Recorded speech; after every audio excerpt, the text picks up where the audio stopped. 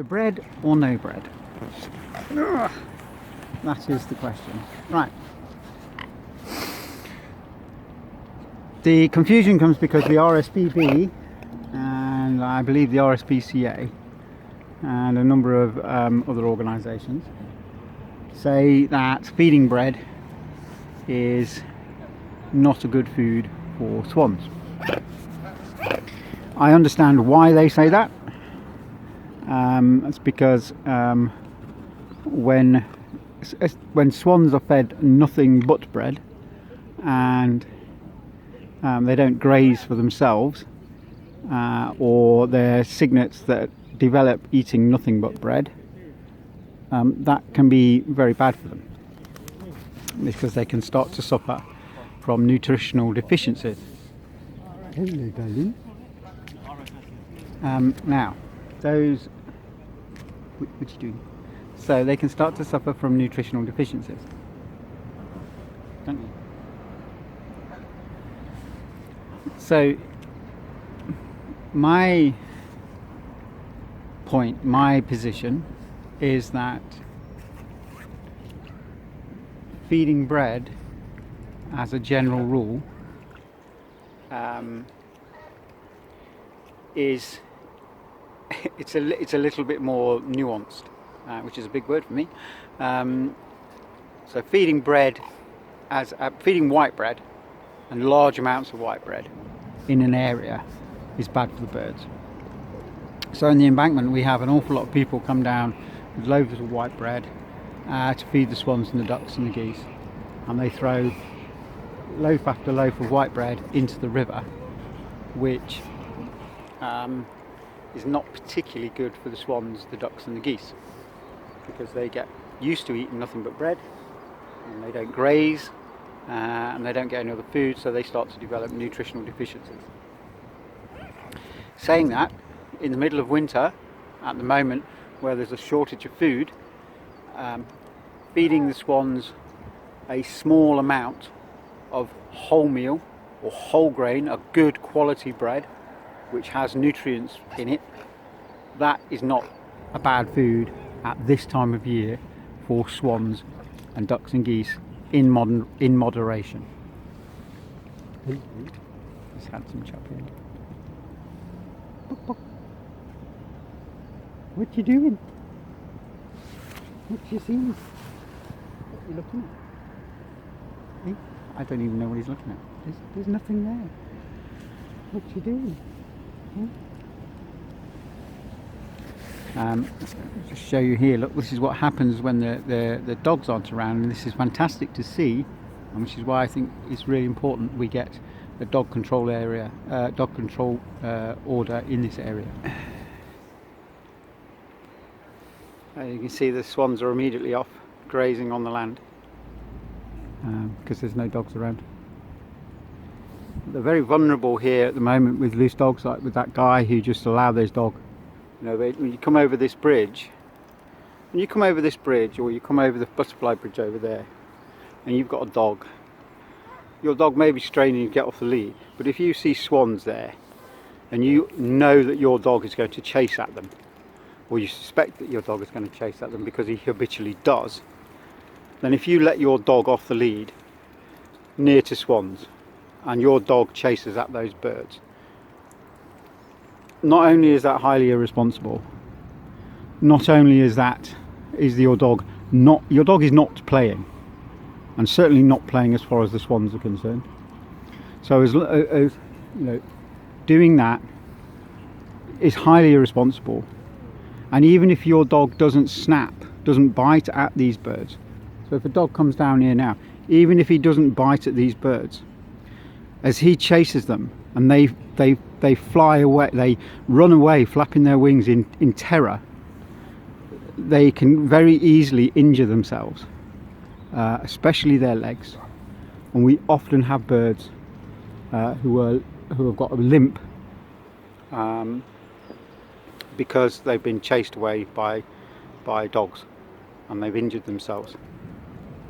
And now if that's the case, if a swan is injured because of your dog's behaviour, and your behaviour is intentional, i.e. you let your dog off the lead knowing that it will chase the birds in an area where there's birds, then under the law that's a criminal act. Where's one of my posters? You may have noticed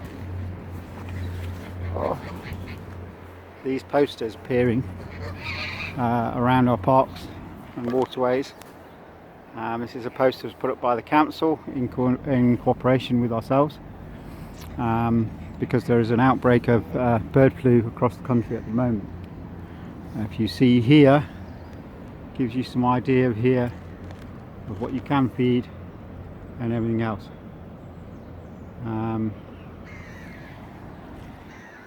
Where to feed. You should always feed in the water, so putting the food here is not bad. If it's a floating food, throwing it into the water where they can get it away from the shore is a better thing. If it's a food that won't float, like a bird seed, then you can put it in shallows like this, where the birds can graze upon it. What you don't want to do is throw the food on the floor where it can become contaminated with bird mess like this, which is one of the ways in which bird flu spreads. And I just see a dog off a lead here that's very excitable, so I'm now going to see what the owner does. Hey! Fucking Jesus.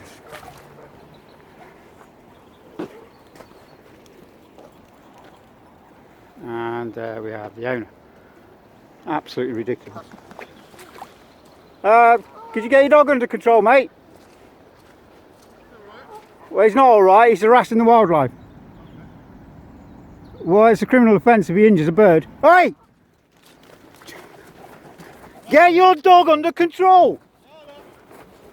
Right, he's biting at the swans. That's a criminal offence. Get your dog under control. Get your dog under control! This is unreal.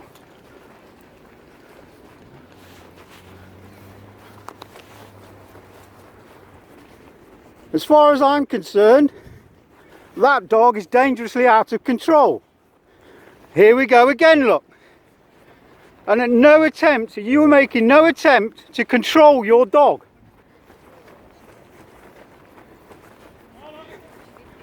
So what I'm going to do with this, now you control your dog when it goes in the water.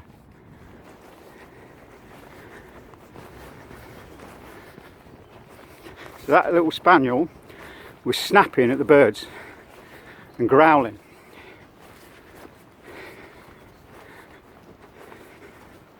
This is the reason why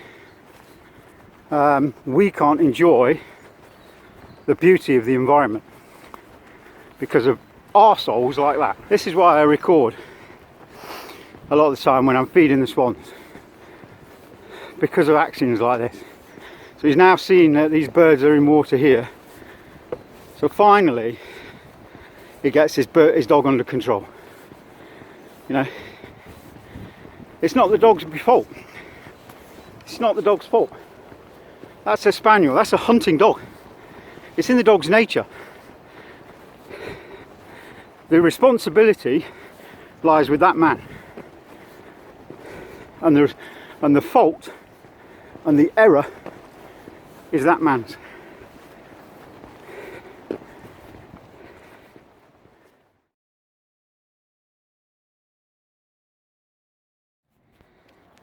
We have suspected injured cygnet. Hello darling, what's the matter? Come on. Yeah, this cygnet's not in a good way.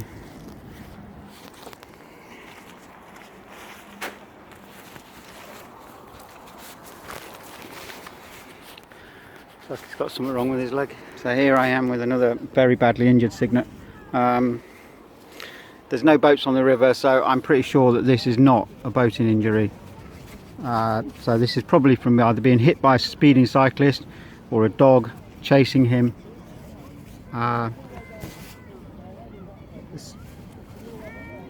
This is a dislocated leg, and if I can't get this swan to stick to to Tiggy Winkles or something like that, somewhere like that, then this swan's a dead swan.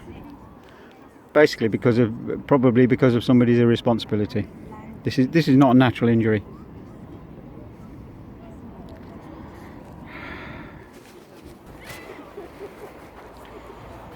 So the cygnet I just had to take to the vet. The vet called me straight away, actually, which was very nice of them. The injury was a very serious puncture wound on the leg. The vet couldn't confirm what caused the puncture wound, but it could have been, as she said, it could have been an animal. It may have been caught somewhere and pulled his leg, but and I've seen a number of occasions where dogs have been snapping at the birds, including the other day that we saw on the video. That might actually be the bird.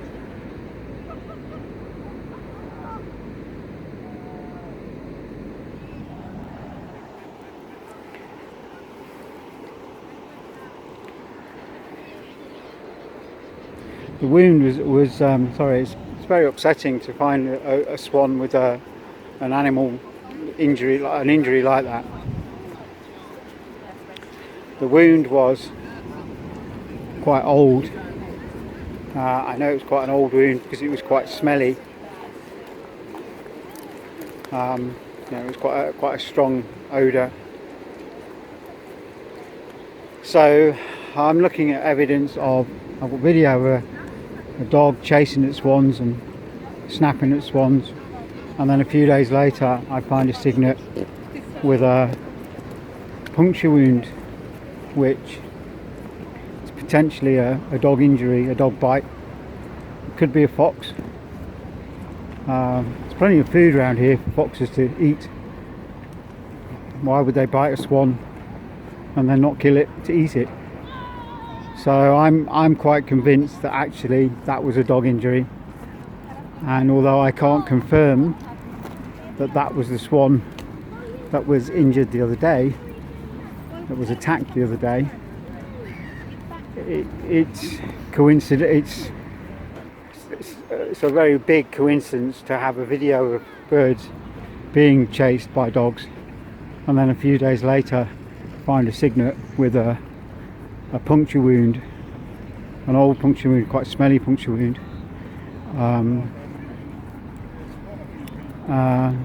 That is potentially a dog injury.